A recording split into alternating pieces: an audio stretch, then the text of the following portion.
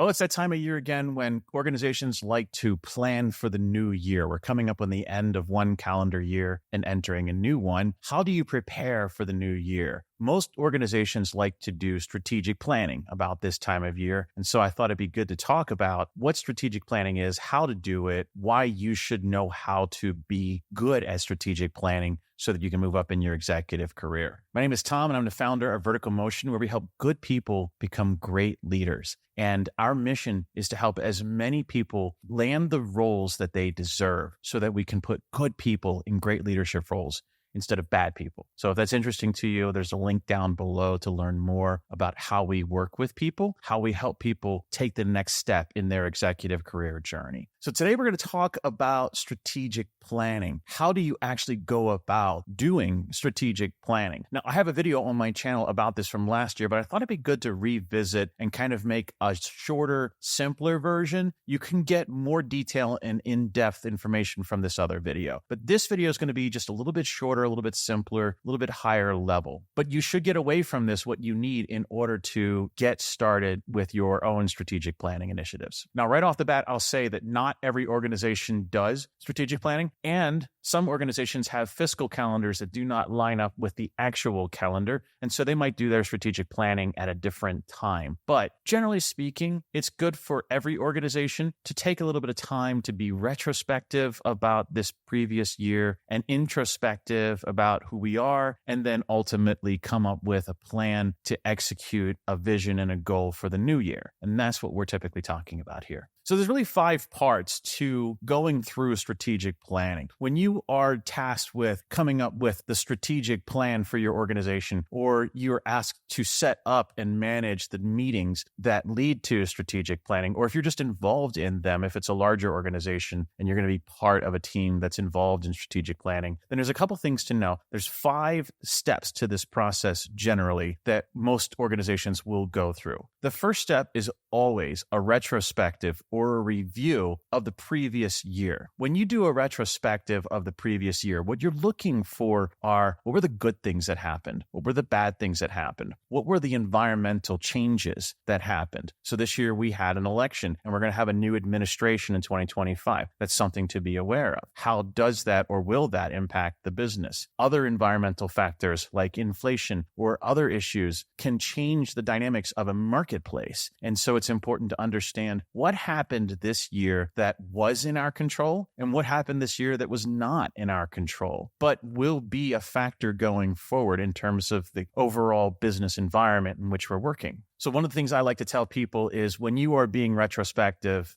zoom out. Zoom way out and think a lot about where things have gone over the past 12 months. In fact, you can even review going back 2 to 3 years to look for macro trends over time. What you're looking for ultimately in retrospect are trends, trend lines that show you where things are going to go next year. Is a certain account that you've always counted on starting to not produce the revenues that you expected? Or has the cost of something in your supply chain gotten to a point where now the total product that you're building isn't sustainable at the price you're selling it? Things like that we need to look for trends over time. And so being retrospective in the beginning, what worked, what didn't, what changed, all of those things are going to be important in the beginning aspect of strategic planning. So take some time and think about and talk about and write down and even draw graphs and trend lines when you can of things that have changed in this previous year, even going back sometimes 2 and 3 years beyond that to get more of a holistic view of things. Some of the key metrics that you can review would be EBITDA or net profit, revenue, bookings, backlogs, which is your bookings minus your revenue. A thing that a lot of organizations like to look at is book to bill ratio, which is how much you're booking versus how much revenue you're recognizing, right? Ideally, you want to be more than 1.0 in this metric, but the idea is that you are booking more business than you are delivering. Therefore, your revenues should increase in the future.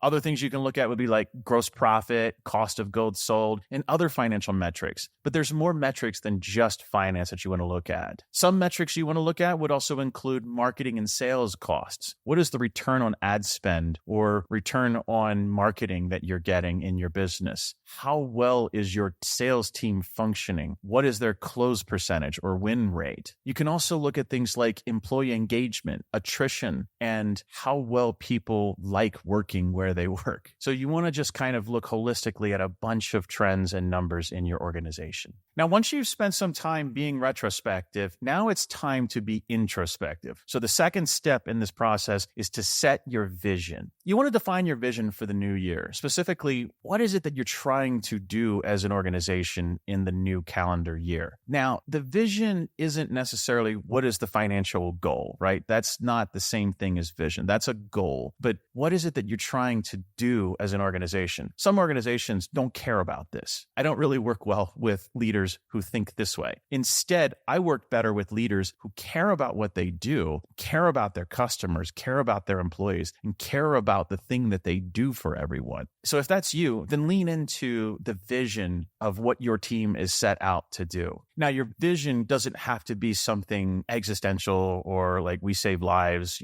Not all organizations save lives. Many organizations just make life better for others. So you can tie what you do back to your customers, your employees, even your vendors in some cases, but know that you stand for something. So like at Vertical Motion, we help good people become great leaders. And that's really important to us. I think about this all the time. For the past 2 years, that's meant building the Executive Career Accelerator into a powerhouse program where we have over 130 clients, dozens of whom who have landed new roles at the executive level, some people making over 7 figures a year. That program has been something that we've been focusing on for a long time. But when I talk about helping good people become great leaders, well, there's other ways to do that too. And so as I think about the 2025 vision for Vertical Motion, I might want to include other ways to help different people become great leaders. So be specific and clear about what your vision is, right? Vertical Motion will help at least 100 clients become executives in 2025. That would be a very clear vision that is actually coming straight from my actual plan for 2025.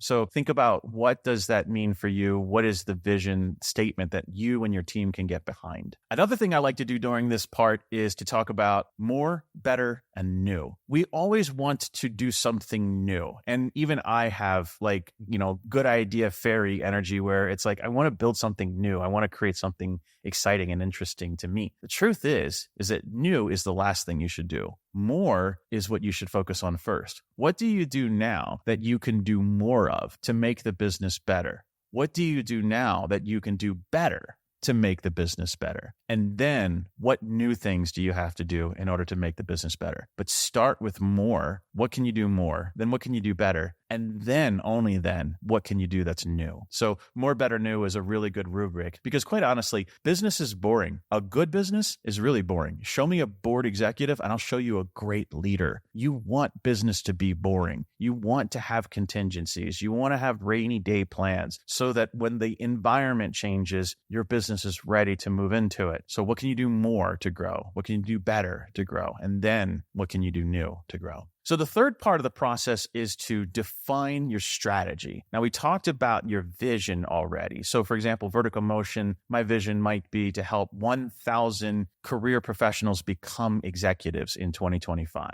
That's a big goal for us, but that's a vision. That's a vision statement. Help 1,000 people become great leaders. So that could be our vision. If I take that vision, how do I actually make that happen? And that's where strategy comes in. There needs to be a very high-level plan that explains the step-by-step things that need to change in order to make that happen. So in 2024, we helped about 100 people. So if I want to 10x that and help 1,000 people next year, how would I do that? Well, the strategy would involve building different systems, adding more coaches, make the course better, make things more streamlined, smooth out everything, simplify stuff, only focus on the things that actually move the needle for clients and give them exactly the help that they need exactly when they need it. All of that, plus a whole lot more marketing, a whole lot more attention out there, and a whole lot more recognition of the results that clients get, that is all going to move the needle towards trying to accomplish that goal of helping 1,000 people in 2025. Now, in every organization that has more than one person, what you want to be doing here is delegating some of this work to come up with a strategy to the department heads. So I have a head of operations, I have a head of sales, I have a head of marketing, and those three people each have responsibility for coming up with their part of the overall strategic plan. So if I tell marketing, we want to have 1,000 new clients in the new year, that means we need to be bringing in more than 100 every month, right? Or that means we need to be bringing about 80 to 100 new clients every month. Well, that's a big increase from what we do now. So marketing has to figure out how to get our messaging out there. So let each of your department heads go away and come up with how they are going to implement that vision. And that will become part of your strategic plan from each department. Now, the fourth step in strategic planning is to then assemble and review the strategy that you've created. So you bring everyone back together after they've had time to go off and build their plan or their strategy for their department. Now you bring it all back together into a cohesive strategic plan for the whole organization. And this is where the bargaining and the bartering happens, right? Marketing might say, we need $1 million a month in ad spend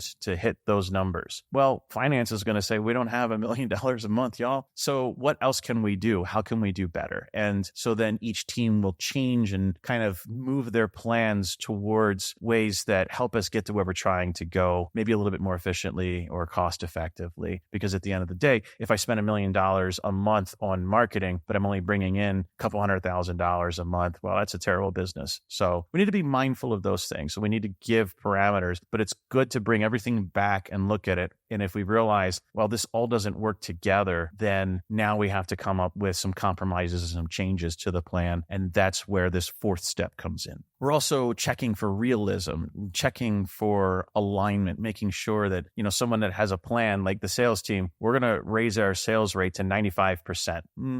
Maybe not. Most companies don't have a 95% sales success rate. So is that realistic? I'm not sure, right? The other thing that you can be doing is checking for alignment. If marketing is saying, I'm going to be bringing in 1,000 calls a month, can sales support that? I'm going to hire a lot of salespeople to help with that. So that's something to think about. And also we're punching holes in details. We're looking for like gaps and holes and flaws. And this is where your more detail-oriented people can come in and actually look at what the big idea people are saying. We can go do this, we can do that, right? Well, someone who's more detail-oriented would be like, well, are you sure? Because if I look at it this way, I don't think that closes. So having people punch holes in your strategic plan, this is the time to do that. Now, finally, the fifth and final part of strategic planning is presenting the plan. So you and your leadership team have come up with the strategy for the new year, how things are going to work to hit those visions, those big targets that we have, right? So you have the vision, now you have the strategy. Now what you do is you present that to the entire organization. And what you're doing is letting everyone know that we have this vision and here's how we're going to get there with enough detail that people generally know what's expected, but enough latitude to let people figure out how to do the things that get us to where we want to be as an organization. You're looking for alignment between your team and the strategy. You want to make sure that everyone is like, yeah, I like this plan. I like this. This makes sense to me. Let's go. You want to make sure that you don't have people showing up saying like, you guys are crazy. You're never going to get that done. That's not going to happen here. You're looking for that. And so you want to make sure that there is alignment across the team. And when someone disagrees with a strategic plan, take the time to listen to their concerns. They might have a perspective or some experience that could help you out tremendously. So look for that.